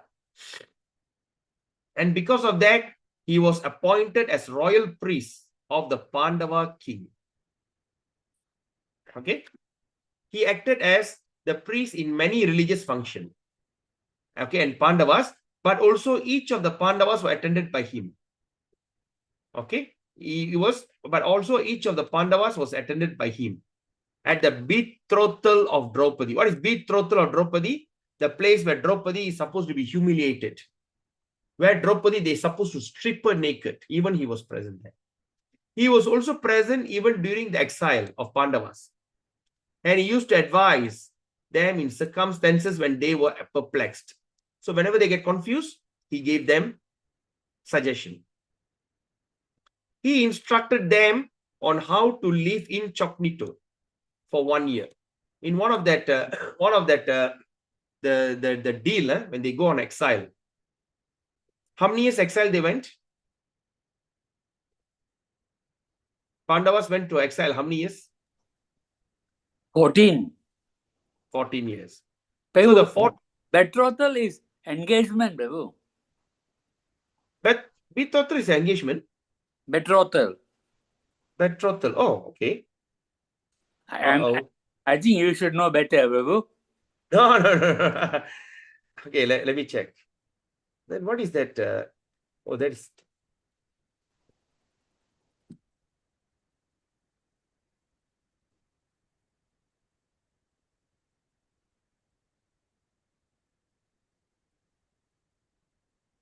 Means the formal agreement promise the two people may. Oh, okay. Thank God, Prabhu. Okay. Why did I say that word? Huh? Why? Because I had something here in my mind. Okay. I'm so sorry. All right. Correction. Okay. That this thing, what they call betrothal means engagement. Not stripping any. That is what is the word to you? I mixed up with another word. Okay, anyway, I can't recall. So betrothal means engagement. So what they call this Daumya was there during the engagement of Draupadi. When Draupadi was engaged with all the Pandavas, he was there. He was also present even during the exile. He was also instructed them during when they lived in Choknito for 1 year. That means when he was sentenced to one of the deal in that one of the deal of what do you call agreement. When they all go on exile, the Pandavas go on exile. 13 years they have to distinct. 1 year they have to live in Choknito. That means no Kaurava can discover them. That's one of the agreement. So no Kaurava can detect. Once they get detected, they have to extend another 14 years exile. That was the deal. So for the last 1 year, Pandava all acted in a very weird way. For instance, Bhishma took care of the cows and the elephants. He became the servant who distinct. He looked different. And the best part is Arjuna. Arjuna when it became a, in Malay we call Pondan. Or what they call in English, Prabhu? Tirunangai. Tirunangai, yes. Tirunangai in Tamil, but in English, what they call? Enoch, Prabhu. I don't know. Eunuch, yeah, eunuch. Eunuch or eunuch? Eunuch. Transgender, yes. Eunuch. How they pronounce, Prabhu? Eunuch or eunuch? I also not sure, Prabhu. No, my English editor, Vaishnav Prabhu. Eunuch. Eunuch. Okay, correct. So eunuch. Eunuch means the lady, she man. It's like a pondan, it's like a woman. He's a man who become a woman. Eunuch. All right. So he acted as eunuch and played with the princess. And nobody could capture them. All right. And that also was instructed by him. And his instruction was strictly followed by the Pandavas during that time. His name also mentioned when the general funeral ceremony were performed. So Battle of Kurukshetra, all right? After the Battle of Kurukshetra, there's a big funeral ceremony. All the family members died. They did funeral. He was there. In Anushashana Parva's Mahabharat, okay, in Mahabharatam, there's a place called Anushashana Parva. That is 127th Canto, 127th verse, 127th chapter, verse 15 to 16. The place called Anushashana Parva. He gave religious instruction very elaborately to Maharaj Yudhishthira. He also gave instruction. He was actually the right type of priest to the householder. So he was actually the right type of priest to the householder because he could guide Pandavas on the right path of religion. Okay. So what we understand here, and the priest meant for guiding the householder progressively in the right path of ashrama dharma or the occupational duty. All right. And sometimes for a particular caste. So now what we can understand from these Prabhus and mothers. When as a grihastha, as a married person, when we have problem, we should approach a senior grihastha, a man who have married with children. In one of the Agama Sastra, sometimes when a person need to do yagya for a marriage, say like for instance, when I got married, my uncle did that. When I got married, my uncle, my mother's brother, he went and checked out the priest. Okay, in a traditional culture, in traditional way, they always appoint a priest who are married with many children.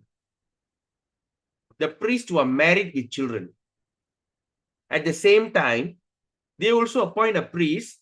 The best choice is if the priest is married with many children and also got a grandchildren. So we can see from the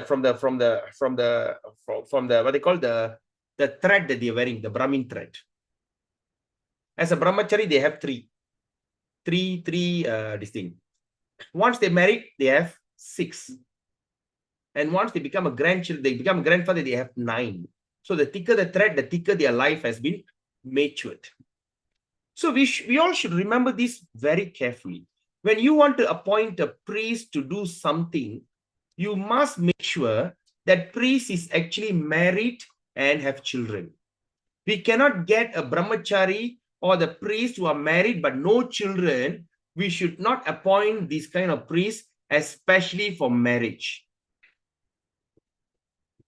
All right? Especially for marriage. So for a wedding, if you want to get your children get married, you must make sure the priest is someone who are married and who has children. The one with no children, no subject, these are the people, usually they don't call for marriage. First thing. Second thing, as a grihastha, you may have some challenges with your marriage life. You may have some challenges, or some children upbringing, you may have some challenges. When a grihastha are facing challenges in marriage life, please remember these, Prabhus, mothers. Do not approach a brahmachari. Do not approach a sannyasi to get advice to solve your problem. unless the sannyasi were formerly married. He's a Goswami or your spiritual master. Your spiritual master is a sannyasi, or because your spiritual master is very unique, he's a Chaitya Guru in your heart. He can give you advice. Or approach a sannyasi who is married before. He can give you advice. Never a brahmachari. Nowadays, brahmacharis are all trying to give advice to grahastha. What do they know? It's a very, very important point. Very important point. Braja Prema Krishna Das. Krishna Prabhu. Let's say Prabhu, the sannyasi, the spiritual master, is not married, Prabhu. How, Prabhu? Because he maybe very unique. Spiritual master is your Chaitya Guru in your heart appearing as a Diksha Guru in front. Spiritual master is very unique. Because the spiritual master, he knows when he sees you, he knows you in and out. You understand? You should not keep any secret from your spiritual master. You should be very transparent. You have this kind of problem, the spiritual master can advise you accordingly. Spiritual master's standing is unique. You got it? Okay, Prabhu. All right. That's why I saw Muru Mataji raised your hand. What happened? Hare Krishna Prabhu. Prabhu, you were saying that for my kids to get married, I need to go and find a priest who is married. Yeah, how, definitely. Prabhu? That means need to do survey or? I mean, you see them, you know la, whether the person is married or not. La. Oh. What survey you going to do? Oh, okay, okay. Okay, Hare Okay. Krishna, Hare Krishna. Okay. Yeah. Because my uncle, see, when I got married, right? So the day that I got married was the day that they do the groundbreaking ceremony for Todu. The Todu temple, where my spiritual master Jayapataka Maharaj came and did the Mahayagya. At that moment, all that we don't have our Hare Krishna priest to do that. So my uncle went and got the priest from that Kallamala temple, Murugan, and he said, I want these men to perform it. And I asked him why. There's so many films. No. He's the best person. Why? Because he's already married. He is already old. He got all he said it nicely in Tamil. கல்யாணம் பண்ணி பேர பிள்ளையோட வாழ்ற மனுஷனை தான் நம்ம வந்து புரோஹித்த நம்ம நியமிக்க முடியும்.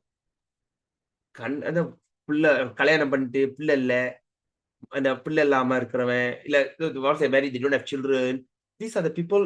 Do not call them to perform a wedding ceremony.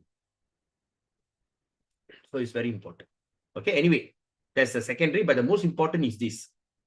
If you have problem in your grihastha life, relationship, children and everything, please do not approach a brahmachari. Now we have a lot of brahmacharis who think they are very clever, who can give a lot of advice on marriage life. Can you just imagine, go and tell a brahmachari or grihastha, I mean a sannyasi, oh Maharaj, you should be sleeping on the floor. You should be just having you should be sleeping on the mat. Can we go and advise sannyasa rules to the sannyasi or brahmachari rules to the brahmachari? Unless you're a former brahmachari. But of course, still a brahmachari have to approach another senior brahmachari to handle their problem. Usually their problem is attraction to the opposite sex because they are monk. But say I'm a former brahmachari, but the problem is I'm already married. I cannot advise a brahmachari how to restrain. So everything has to be specifically in that ashram. Okay? If any brahmacharis who come want to give you some advice or about this, about that, reject that person on the spot. Do not approach brahmachari or a sannyasi for marriage opinion. Of course, the sannyasi won't get involved. Only sometimes the brahmachari, like Kepochi, they just come, they want to come, oh, you should do this, do that. I mean, there was one brahmachari who used to give me advice. I say, who are you to tell me all this? I asked him. What do you know about life? He thinks, he's a he's a brahmachari with due respect, of course. I have got a lot of respect for him. But in certain aspect, I cannot agree with him. And I asked him, Prabhu, Have you been married? What do you know? For you, everything is only a theory.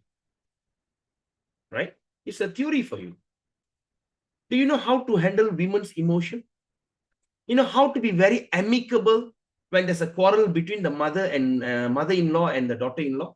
When the mother and your wife start fighting, how do you know how to handle the situation? When your daughter suddenly come back and says, I got this, I got a boyfriend. Do you know how to handle that situation? What do you know? And I told him straight on his face, you have no right to speak on Grahastha Ashram. All right? Please be very careful. Do not approach a brahmachari and do not approach a person who have not married. At the same time, do not approach a man who don't have children to ask him the opinion about upbringing the children. You know, sometimes I've seen that. There's a man married, no kids. But this one say, oh, my children doing this, doing that, doing that, doing this. And he was, you know, he was not a devotee outside, all right? Outside, not a devotee. He was in so much of pain, he's grumbling to that flirt. And of course, that person is quite a person that we respect like in our business community. And you know what is it? I feel very blessed. When a person is crying to you, suddenly the person says, I'm feeling so blessed. And you looked at him. What do you mean? Why you are blessed? I'm telling my pain. No, I'm feeling so blessed. Why? Thank God I don't have children. Oh my God. Then I brought the flirt to the side and said, are you so stupid? You are telling a man who don't have a children about your suffering with your children. Do you regret having kids? No, I don't. Then why are you going to talk to him? Talk to someone who have children, who grown up children, how they manage the kids. Then you go to talk to the flu, don't have kids. So all these are very important. So please remember that. Do not approach Grahastha problem. Do not approach a sannyasi or a brahmachari. Their opinion doesn't make sense at all. Even sannyasi or such a great renunciate, we have to respect them. But certain things, they are. Just like what happened in Adi Shankara. When they want to have a debate with him, one of the topic of the debate is Grahastha Ashram. He never got married. He doesn't know what is Grahastha. He doesn't know what is sex. He doesn't know anything. So what he did, he went into the deep meditation. He left the body, entered the body of a king. He experienced the Grahastha life. He came back and he started to speak. And they all got a shock. How did you know? All right? Very careful. So like that. Very important point. All right. So, okay, then what else? Family and the priest. The sages, saints, and brahmanas were especially meant for such function. Okay, now. The third person is Badarayana. Badarayana is also Vyasadeva. He's known as Krishna or Krishna Dvaipayana Vyasa. Okay, why Krishna Dvaipayana? Because he also dark, he's black. Okay, this word Krishna means he's dark. So Krishna Dvaipayana Vyasa, also Krishna Dvaipayana, also known as Dvaipayana. He also got a name Satyavati Sutta, the son of Satyavati. Parasharya, the father is Parasara Muni. Parasatarajma, Badarayana, Veda Vyasa, he got a lot of names. He is the son of Mahamuni Parasara, and he was born from the womb of Satyavati prior to a betrothal to the king of Santanu. What does that mean? Prior to that, that means by the time Satyavati was engaged to Maharaj Santanu. Maharaj Santanu is also the father of Bhishma. All right.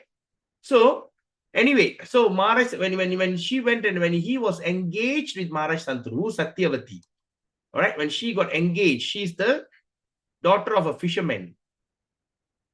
But because of some important task, Parashara Muni need to impregnate her, need to produce a child. Mahamuni Parashara, he need to produce the child from Satyavati. But at the time she is already engaged to Santanu. And she offered herself in sacrifice for the benefit of the future. And Parashara Muni impregnated Satyavati, and from Satyavati born Vyasadeva. Now you got it?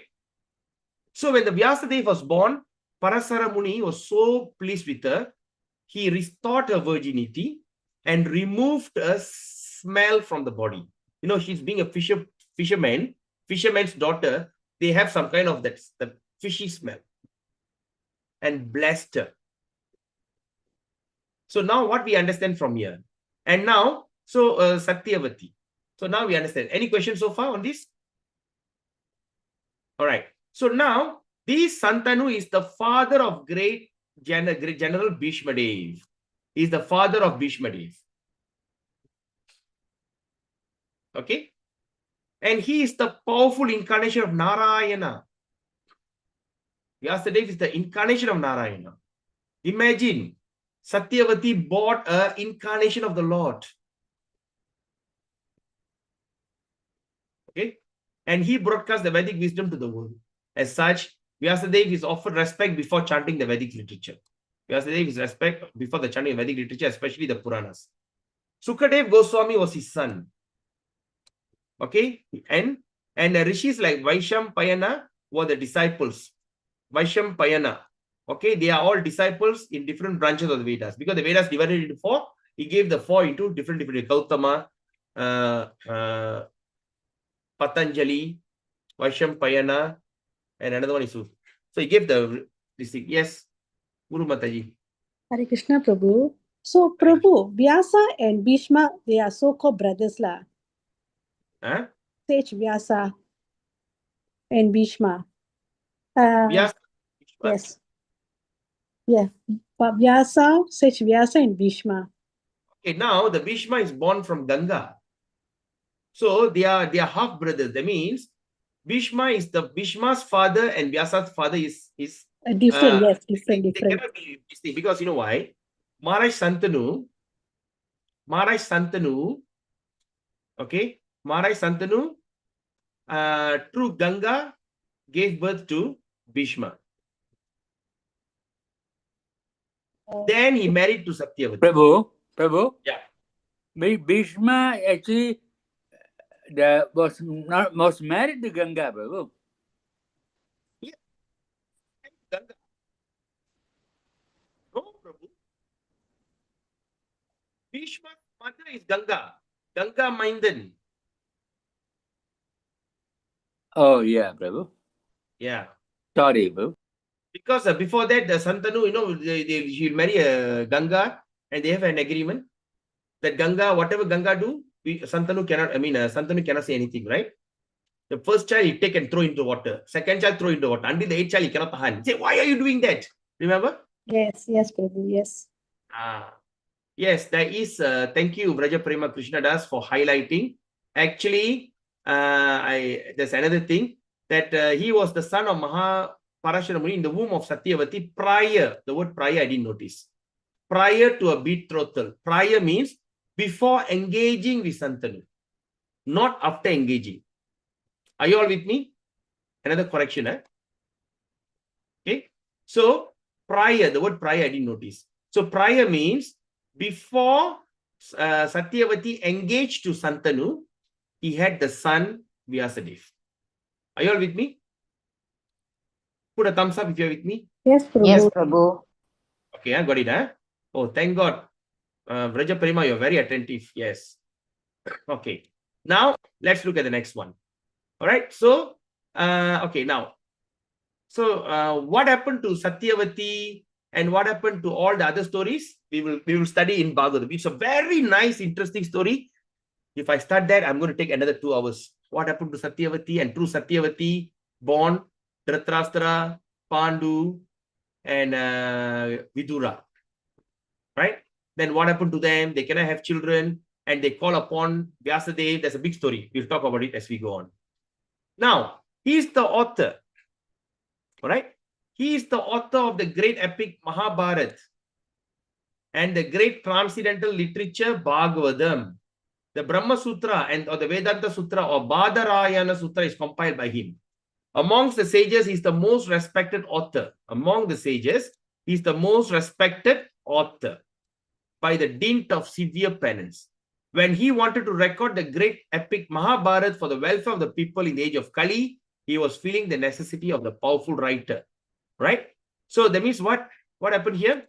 When he wanted to record the great epic Mahabharata for the welfare of people in the age of Kali, for people in Kali Yuga.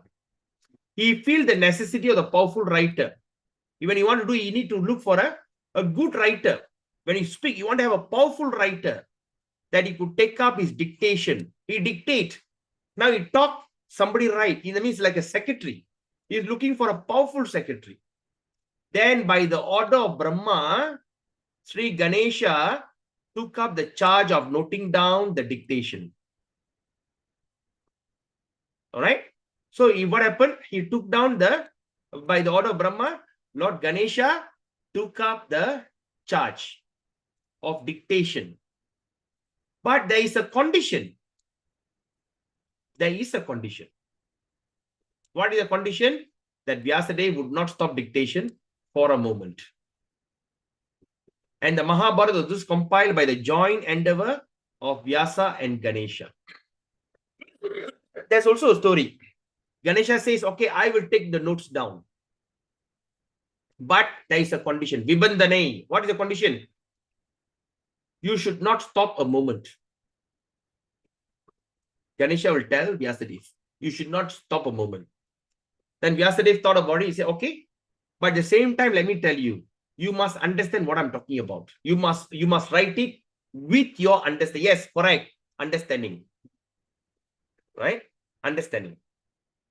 So that's why sometimes when you see something that you understand, that Ganesh will be start pondering at this time that Vyasadeva will compose and start continue back.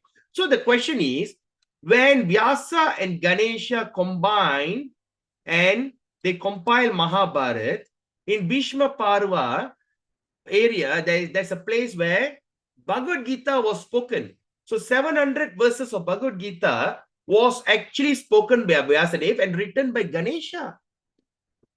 Why did Ganesha didn't protest when Krishna says, Sarva Dharman Parityaja, Mam Ekam Sharanam Raja, just surrender to me. Do not surrender to anyone. The demigods are my servants. A lot of things we study in Bhagavad Gita, right? Those in the mode of ignorance, they worship the ghost. Those in the mode of passion, they worship the forefathers. Those in the mode of goodness, they worship the demigods. But those in a transcendental mode worship me as the Supreme Personality. So at that condition, why did Ganesh didn't protest? He said, yes, what are you talking about? No. Where got such thing? Who said Krishna is supreme? Everybody is equal. Why didn't say that? So something that we can argue. Anyway, I'm out of the topic. Again, it's 11:20. My God. Now we are talking about, now we are Bharat Vasa. Now where are we? Daumya, Bharat Vasa. Wow, long way to go. Okay, anyway. So now, then after that, what happened? Then by the order of the mother Satyavati. Satyavati. Whose mother Satyavati? The mother of Vyasa. Who was later married to Maharaj Santanu. Because when she was a young virgin, she got the son Vyasadeva. Then after that, she was restored her virginity and all the auspicious she got. And now she married to Maharaj Santanu. So now after she got married to Maharaj Santanu, all right, then what happened? The eldest son of Maharaj Santanu, all right, and who later married, okay, and also by the request of Bhishma Deva. The Bhishma Deva also made the request. And whose Bhishma Deva is the eldest son of Maharaj Santanu, through his first wife called Ganga. So Bhishma Deva's eldest son of Maharaj Santanu, and his mother is Ganga. Okay, now the question is like this. So now, by the order of Maharaj Satyavati, the Maharaj Santanu, by the request of Bhishma Dev, he begot, what happened? 3 brilliant sons whose names were Dhritarashtra, Pandu, and Vidura. Okay, what happened here? So that means by the order of Satyavati, all right, and also by the request of Bhishma Deva, he begot. He begot means what? He. Who is he? Vyasadeva. Vyasadeva. So what happened? So Vyasadeva, he got these 3 brilliant sons. Okay. No. Sorry. No. I'm mistaken again. Okay, let me. All right. So, okay, now we just talked about this. So, by the request of Bhishma Dev, the eldest son of Santanu, by his first wife, Ganges, he begot 3 sons of named Dhritarashtra, Pandu, and Vidura. Who begot? Maharaj Santanu. Maharaja Santanu, all right, he got 3 children. Okay, he got 3 children. Dhritarashtra. Hey, no. I'm confused again. Let me see. What happened? Anyone, please? Hare Krishna, Prabhu. I think it's No, Vyasa. Prabhu. Huh? Through Vyasa. Through Vyasa. Vyasadeva only got Dhritarashtra, Pandu, and this. Yes, okay. All right. So, by the order of Mother Satyavati, the Satyavati is the, okay.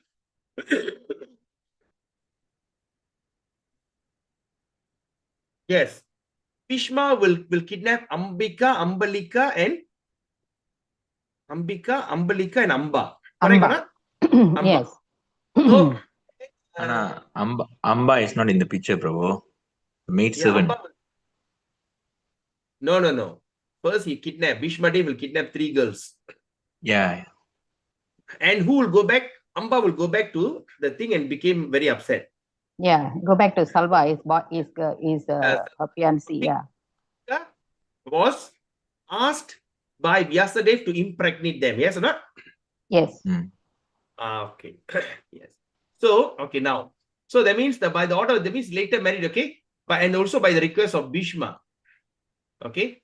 They asked what they call that means he asked this Vyasadev to produce 3 children. I mean, produce the children. And through Vyasadev, we got the 3 sons whose name is Dhritarashtra, Pandu, and Vidura. Okay. And through the wife, who was the son? Because that time, Bhishma's brother will be killed. Yes, correct or not? The daughter of Santanu, the sons of It goes like this, Prabhu. Yeah. Ambika, Ambalika will get impregnated by Vasudev. Yeah, I know that. What I'm saying Then is the maid servant will come for Vidura. Yeah, what happened to the husband? The husbands of 3 of them. Pandu and what? Father. Sorry. Chitragata, Vichitravirya. Vichitravirya and Chitragata. Vichitravirya and they were killed in action, yes or not? They will die. Yeah. War. Yeah. War. Okay. Now let me say it again. So the brother of Bhishma Dev's brother, or the sons of Satyavati, through Maharaj Santanu, the 3 brothers, the 2 brothers, 3 brothers, right? 3 of them will die. 3, 2. No, two brothers. Only 2 brothers, Prabhu. For Satyavati's son is 2 sons. Right? Got 2 sons. And both of them will die. And they ask Bhishma Dev, but Bhishma says, no, I am already a brahmachari. I cannot touch any woman in my life. So Bhishma Dev will ask Satyavati, can you ask your son, your another son, who Vyasadev, to come and impregnate their wife, because the king must have descendant. They must have parambara. It's very dangerous when if the things break halfway. And Vyasadev says, okay, he agrees. So Vyasadev will come and Vyasadev is very ugly because he's a rishi. He's black. That's why I call Krishna Dvaipayana. Krishna means extremely black. And he looks so scary because he's a rishi. So when he comes to, then after that, the mother Satyavati will somehow or other convince the daughter-in-law to become a mother through the brother of their husband. So the first one When they see Vyasadeva, she gets so angry, she closed the eyes. That's why Dhritarashtra born blind. The second girl, when he sees Vyasadeva, she becomes pale out of fear. That's why Pandu born as pale. Pandu means pale. Whitish as pale, sickly. When the mother says, okay, both of you are wasted again. Now let's call them, okay, try again. Produce a good child. But when the third time, this Ambika, something, what happened? She will prepare the maid servant, maid as a princess, and put her inside. And through the union with the maid, that's when Vidura is born. And the mother's Satyavati, I show what nonsense is this? Never mind, try again. Then Vyasadeva says no. Vyasadeva says that's it. Enough. You know why? Because this is something that I remember by life. Anything you do more than 3 times, it will become a habit. More than 3 times, it become a attachment. Say, like, for instance, you are scrolling your social media. First time when you listen to this kind of lecture, you scroll your social media. Second time you scroll. Third time you scroll. But the fourth time, if you do it, it will become a habit. So what he says, 3 times, enough. I'm a rishi. I shouldn't do this. Because you are my mother, you ask me. And because this is the descendant of this parambara, I have to go on. As a matter of duty, I impregnate these 3 people, 3 children. I have got nothing to do with the children. And I've got nothing to do with all this. Then he left. Because more than 3 times, it will become a habit. So he just impregnated 3 times. First born Dhritarashtra as a blind. Second is Pandu as a sickly. Third is Vidura, the son of Sudra. Right? So after that, what is the fourth time they said no? They say cannot. Then he left. So that's something that we have to learn. More than 3 times will become a habit. So now, Maharaj Yudhishthira. Hey, what happened? Okay. So now, the Mahabharata was compiled by Vyasadeva after the battle of Kurukshetra. After the death of all the heroes of Mahabharata. Okay, that's when he compiled. It was first spoken to the royal assembly of Maharaj Janamejaya, the son of Maharaj Parikshit. Okay. So now the next character, Brihadvasva. So now we are at the Brihadvasva. That means we have 1, 2, 3, 4, 5. So I think we can't go on with this now because it's going to take another 1 hour, I think, because there's a lot of detailed discussions that we can have here. So shall we continue this tomorrow? It's already 11:30. I don't hold much of your time. Unless you're very excited, I can go on talking. But here we talk about another brother, son of Ikshvaku dynasty, all these kind of characters that you're going to study in Mahabharata, in Srimad Bhagavatam will be explained here. Okay? So we continue tomorrow. Yes, Chang Prabhu, yes. Chaitanya Prabhu. Go ahead, Prabhu. Chang Fukmeng Prabhu, please unmute yourself. Okay. Namaras. Krishna, Prabhu.